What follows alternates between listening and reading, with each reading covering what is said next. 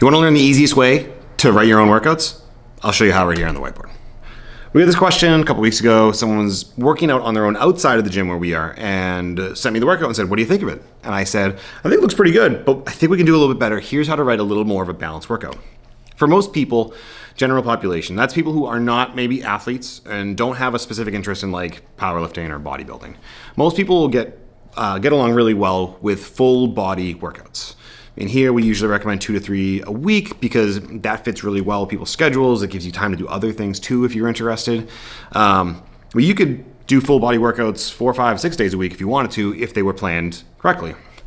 But if we're talking about doing 2, 3, 4 full body days a week, and you want to split them up equally, knowing that you're getting what we might call a total body strength workout, making sure that you're hitting all of the different muscle regions and joints, there's a really easy way to set it up, and I'll show you right now.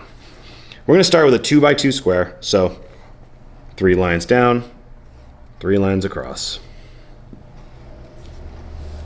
Now the top of our 2x2 square, we're going to go upper and lower. On the side of our 2x2 square, we're just going to call it front and back. Front, also known as pushing, because we're talking about musculature that exists on the front of your body. Back, usually called pulling. Again, back of the body, it's usually pulling. So now as we go through, we're gonna fill in all of these squares, and we'll use muscle groups because that's what people are probably more familiar with. For upper front, that's our upper body pushing. That's gonna be chest, triceps, shoulders. So it's gonna be bench pressing, push-ups, dumbbell pressing, incline pressing.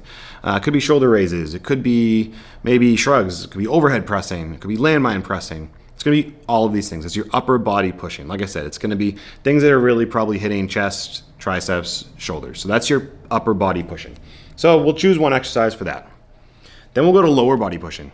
That's the front of the body, okay, in the lower half. It's gonna be mostly your quads. So we're gonna choose maybe a squat or a split squat, lunges, Bulgarians, goblet squat, front squat, back squat. All these different squatty movements where we're getting a lot of knee bend, we're really getting our quads. Could be hack squat, could be sled dragging. All of these movements that really hit the quads hard, that's gonna be our lower body pushing, the front of our lower body. For the upper back, the upper back side of your upper body, this is gonna be rows, chin-ups, could be like external rotation work if you're doing external rotations or like face pulls or something like that.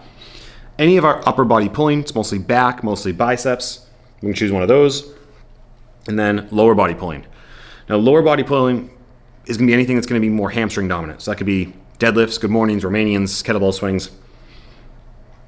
In most cases, when we're doing something like a squat, the glutes and the hamstrings will also be active. And the same goes for doing, something like a deadlift. The quads will still be active. But we're not talking about isolating the muscles. We're just talking about what are more the primary movers and where is the movement more dominant. So a deadlift uses the quads, but it is more hamstring dominant.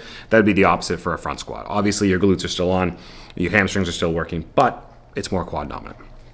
So if you're looking to write your own workouts at home and you're looking to make them full body, this is a really easy way to split it up. Add in a little bit of core work, or if you're interested in maybe some power development, like a swing or a jump or a sprint, and now all of a sudden you have a really well-rounded, simple, full body workout that covers all your bases. Lastly, I'll give you one trick if you're looking to maybe write 2 workouts and something that will save you a little bit of maybe just energy. It's gonna save your grip, especially during days. If we cut these diagonally and we pair our upper body pushing with our lower body pulling, that could be like push-ups with deadlifts. What we can do here is create really nice supersets that won't tax your grip too much. The reason I say grip is because if we pair lower body pulling with upper body pulling, we're doing things like deadlifts, swings, and chin-ups all in one, and your grip is gonna be fried. So if we take things like this and we pair them, upper body pushing with lower body pulling, and then we pair the lower body pushing with the upper body pulling, our favorite set there is gonna be some type of squat with a chin-up.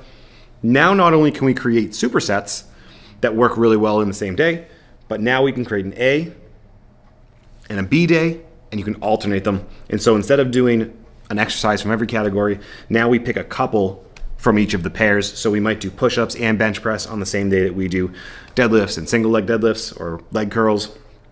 And then on this other day, this A day here, we pick our upper body pulling. So we do our chin-ups and our rows on the same day that we do like our squats and our split squats. And so that's a little tip and trick too as well in order to build supersets to make your workouts more efficient, but also gives you the ability to create 2 days if you want to alternate 2 days back and forth. Again, add a little bit of core work, a little bit of power work to it, and now you've got a nice, easy full body workout that you can do at home.